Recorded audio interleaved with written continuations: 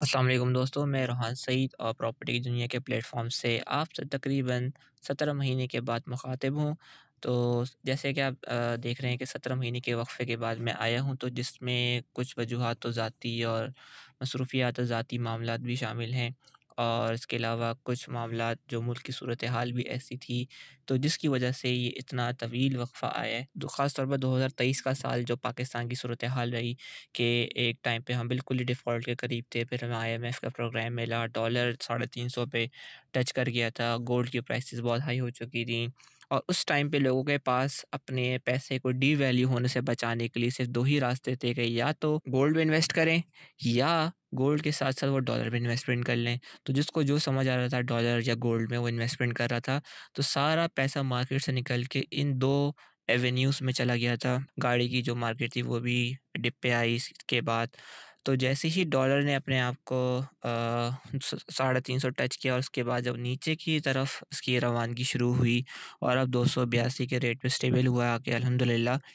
तो इसका हमें असर दिखा है कि इसका रीज़न हमें दिखा है कि मार्केट ने इसको एक अच्छा तरीके से एक्सेप्ट किया है, वेलकम किया है, और इसका असर, क्योंकि हमेशा कभी भी जब मामलात बेहतरी की तरफ जा रहे होते हैं, तो इसका असर हमें सबसे पहले स्टॉक मार्केट में दिखा। और मार्केट जो है स्टॉक मार्केट की 39,000 से निकल के वो 64-65 हज़ार पे गई है। जो शेयर्स 4-5 रुपए के थे वो 11-12 रुपए पे आ चुके हैं।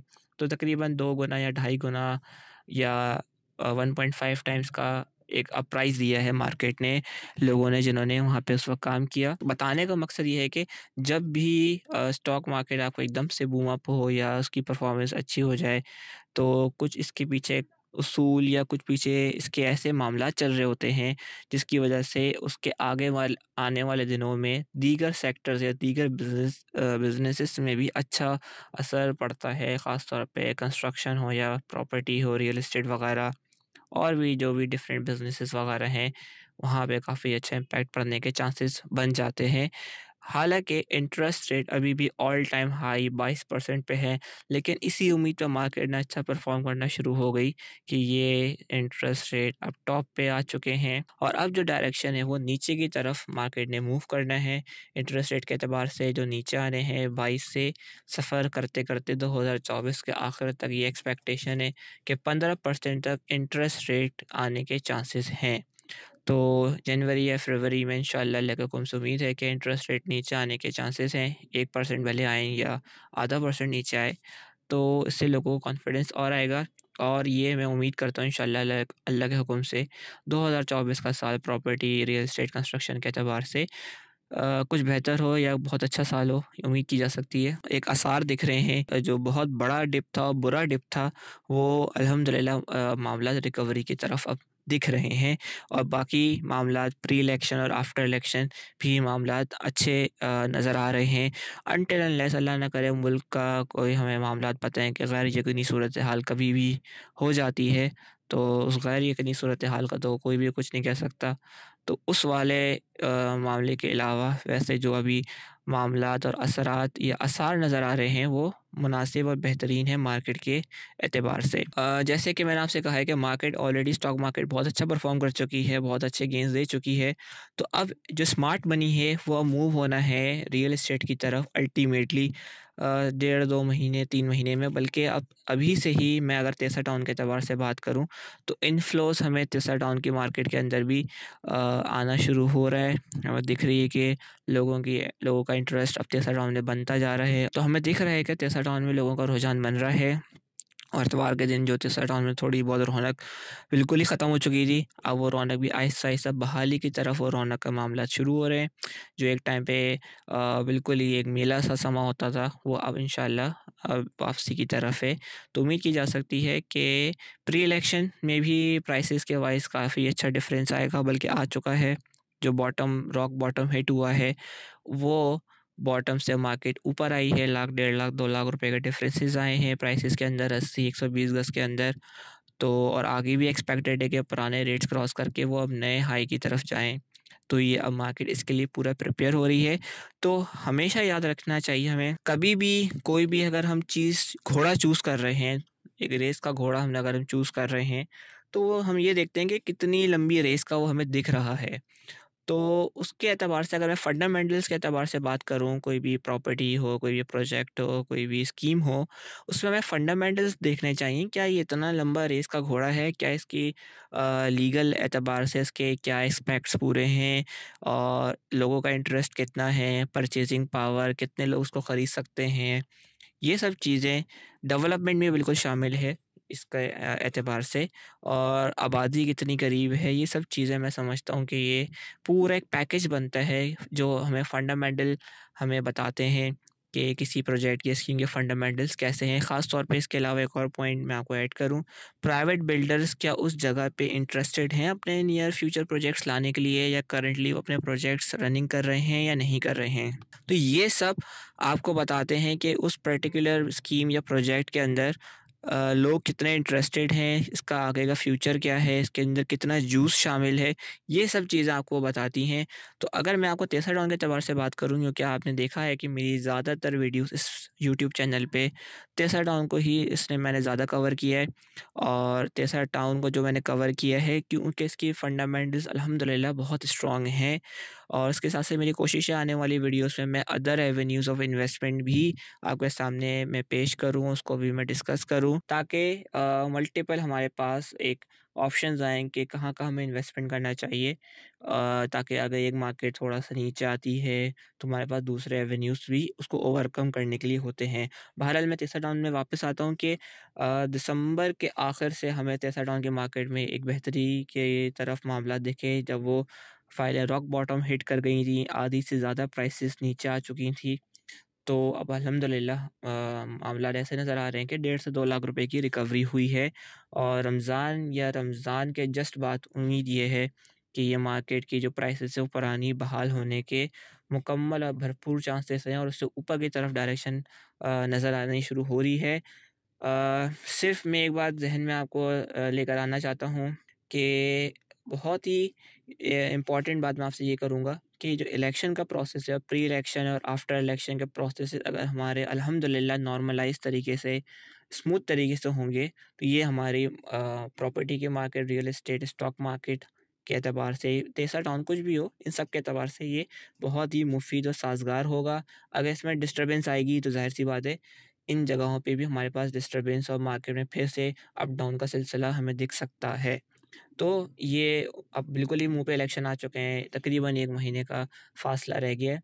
तो उम्मीद, अल्लाह के हुक्म से उम्मीद है कि इंशाअल्लाह हम इलेक्शन के प्रोसेस से साल-खैरियत से गुज़रेंगे, और नई हुकूमत आएगी, 5 साल के प्लान्स लेकर आएगी, प्रोजेक्ट लेकर आएगी, और नई हुकूमत जब भी आती है, वो शुरू में ज़रूर पुश करती है कि प्रॉपर्टी थोड़ा-सा रिवाइव करे, लोगों को सस्ती कंस्ट्रक्शन को ऑफ़र करे, लोगों को सस्ती कंस्ट्रक्शन ऑफ़र करे, और इस तरफ ज़रा जॉब अपॉर्च्युनिटीज़ क्रिएट करे।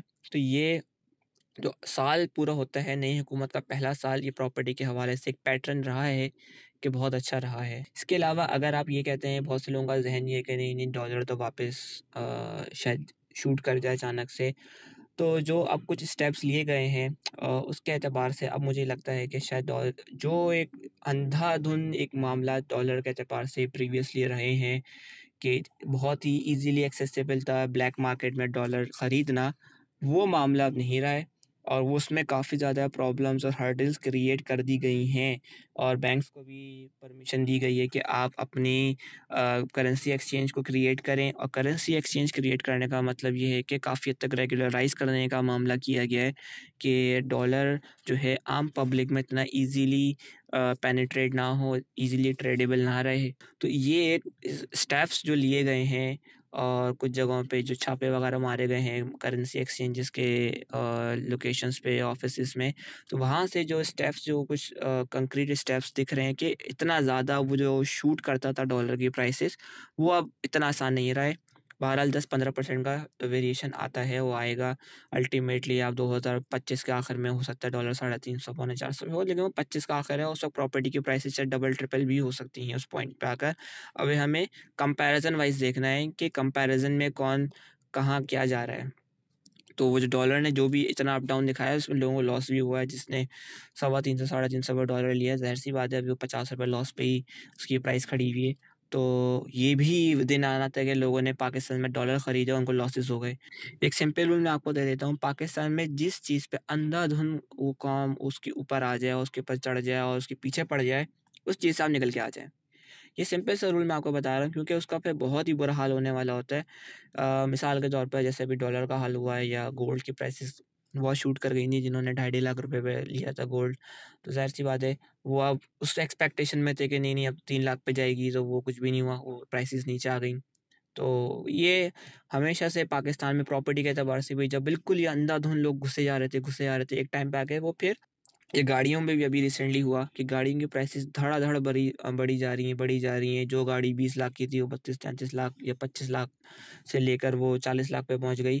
तो ये अंधाधुंध का सिलसिला जब भी ये हमारी पाकिस्तानी कौम उस चीज़ के पीछे पड़ती है, उसका एंड रिजल्ट फिर क्या होता है कि जो स्मार्ट मूवर्स होते हैं, जिनकी स्मार्ट मनी होती है, वो अपना पैसा निकाल लेते हैं और एंड यूज़र के पास वो चीज़ पकड़ा देते हैं।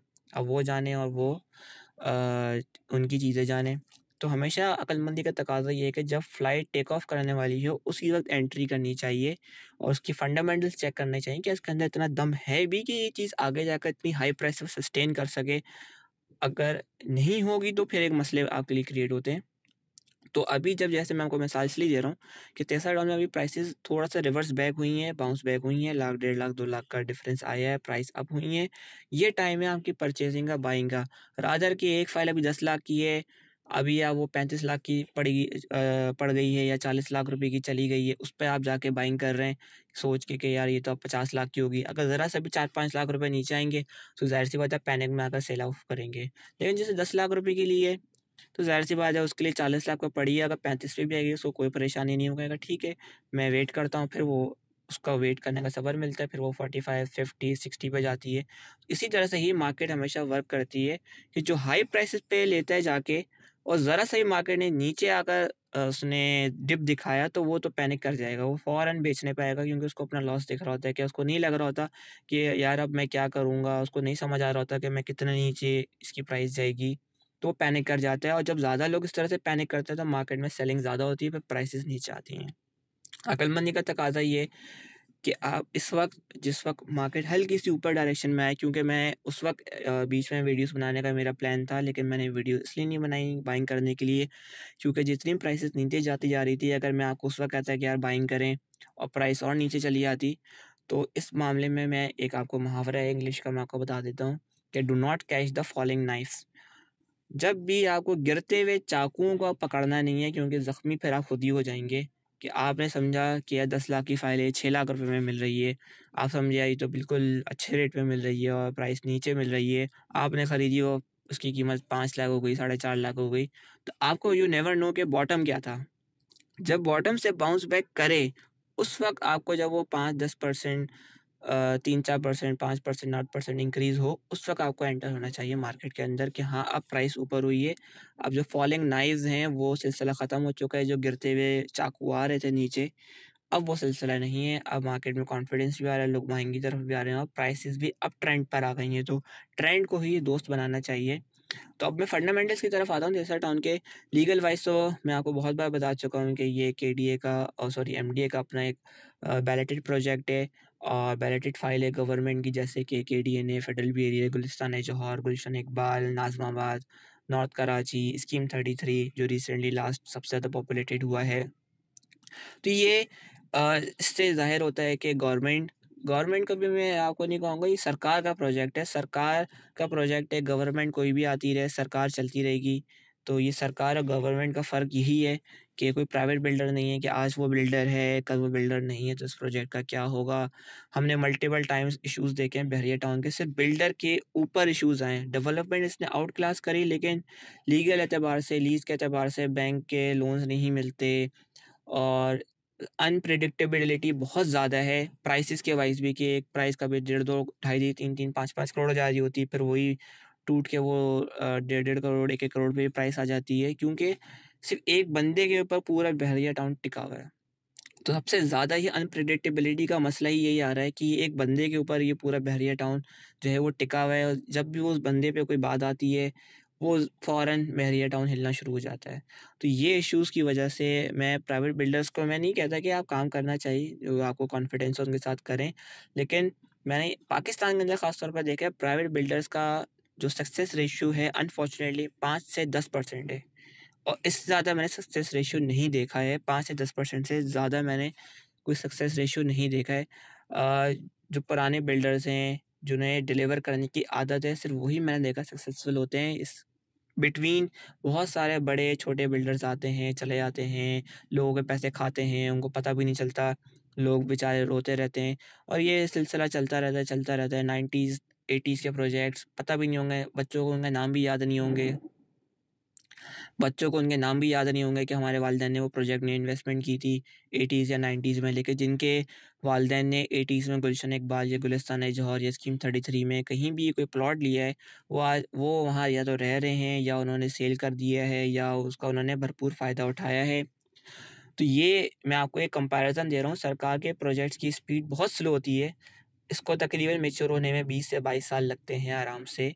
तो ये एक नेचुरल फिनोमेना है, जो कि मैंने आपको अपनी प्रीवियस वीडियो में यही बताया कि फेडरल एरिया एक दिन में आबाद नहीं हुआ है, इसको 20 साल लगे आबाद होने में। गुलशन इकबाल एक दिन में आबाद नहीं हुआ, इसको भी 20 साल लगे हैं। नाज़िमाबाद हो, नॉर्थ कराची हो, स्कीम 33 हो, गुलिस्तान जौहर हो, 20-25 साल का पूरा टाइम लगता है आबाद होने के लिए कि उसके मुँह पे आबादी आएगी तो आबाद होगा। जब तक मुँह पे आबादी नहीं आएगी, सराउंडिंग पे आबादी नहीं आएगी, वो आबाद नहीं हो सकता। तो अब अल्हम्दुलिल्लाह मैं ये समझता हूँ कि तेसा टाउन 2006 में जब लॉन्च हुआ, तो अब ये टाइम आ गया है कि यहाँ पे इसकी बिल्कुल सराउंडिंग में आबादी अब एग्ज़िस्ट करती है, और जिसकी वजह से लोगों का आना-जाना अब तेसा टाउन में शुरू हुआ है। ख़ास तौर पे गुलशन मेहमान और गार्डन सिटी के लोग अब बहुत ज़्यादा फ्रीक्वेंट ट्रैवल करते हैं तेसा टाउन में, क्योंकि उनके बिज़नेसेस अब वहाँ आना शुरू हो गए हैं प्रॉपर्टी के एतबार से। तो अब वो एक उसको एक उनका फुटफॉल आना शुरू हो गया। तो यही सबसे बड़ी चीज़ होती है किसी भी स्कीम को या टाउन को आबाद करने के लिए, कि लोगों का आना-जाना शुरू हो जाए। तो जब भी अगर लोग एग्ज़ाम्पल लेंगे यार कि हॉक्स बे में ये क्यों नहीं हुआ, या एमडी स्कीम में इस मामले में इतना ज़्यादा वो ज़्यादा आबादी की तरफ क्यों नहीं जा सकी, तो वो भी इनका भी जवाब यही है कि जब तक आबादी सराउंडिंग में नहीं आती है, तब तक आबादी उस सोसाइटी या टाउन या स्कीम के अंदर भी नहीं आ पाएगी। तो यही सिंपल मैं आपको तेसरा टाउन के एतबार से ये बात कर रहा हूँ। अब तो पीएमटी भी 79 के गेट पे आ गया है लखानी ब्लेसिंग की वजह से। वो अपना पूरा पीएमटी लेकर आ चुके हैं, पूरे इलेक्ट्रिकल वायरिंग्स आ चुकी हैं। नॉर्दर्न बाईपास से पूरा पीएमटी का जो इलेक्ट्रिकल सेटअप था वो क्रॉस करके 79 के गेट पे आ गया है, और लोगों ने 79 और 76 सेक्टर के 80 सेक्टर के लोगों ने एप्लीकेशंस भी जमा कराई कि इलेक्ट्रिक में कि उन्हें पीएमटी से कनेक्शन दिया जाए, ताकि वो अपनी जो आबादकारी का सिलसिला है, रिहाइश का सिलसिला है, वो अख्तियार कर सकें। क्योंकि अगर आपके पास बोरिंग का पानी लोग कर लेते हैं, बिजली अगर उनको अवेलेबल दे दी जाए, तो मैं समझता हूँ कि लोग बहुत तेज़ी से आबादी का सिलसिला हो सकता है। और मैं समझ रहा हूँ कि हो सकता है 2024 में अल्लाह के हुक्म से इंशाअल्लाह तेसा टाउन में ठीक-ठाक आबादी की डायरेक्शन शुरू हो जाए। ख़ास तौर पे 79, 76 और 80 सेक्टर में, क्योंकि पीएमटी गेट पे आ चुका है। उस टाइम जब 6 महीने मैंने पहले देखा था पीएमटी जब आया था गेट पे, तो उस वक़्त लोगों का इंटरेस्ट इसलिए नहीं था कि ज़ाहिर-सी बात है मार्केट और मुल्क की सूरत-ए-हाल इतनी ख़राब थी कि लोगों को अपने ज़ाहिर-सी बात है अर्निंग के और डेली बसर के लाले पड़े हुए थे, तो उस वक़्त कोई प्लॉट क्या खरीदेगा? तो ये मसाइल उस वक़्त इतने एग्ज़िस्ट करते थे कि लोगों का ज़हन ही अब वो पैनिक मोड में सब आए हुए थे कि यार अब क्या होगा? अब मामलात ऐसे हैं, मैं समझता हूँ कि जिन्हें तेसा टाउन में जब मार्केट हाई गई थी और अपॉर्च्युनिटीज़ मिस कर दी थी, ये वक़्त है कि वो मार्केट में बाइंग करें। और मैं समझता हूँ कि इंशाअल्लाह अल्लाह के हुक्म से जो भी फ़ाइल लें उसको लेकर ट्रांसफ़र कराएँ और अपने नाम पर रखें। उसकी जो भी डिलिजेंस है, वेरिफ़िकेशंस वगैरह प्रोसेस करवाएँ, क्योंकि रिकॉर्ड कंप्यूटराइज़ है, वेरीफ़ाई कराएँ और अपने नाम पे ट्रांसफ़र करवाएँ। कि लीगल एतबार से मैंने आपको पूरा एक्सप्लेन कर दिया, सराउंडिंग के एतबार से मैंने आपको एक्सप्लेन कर दिया।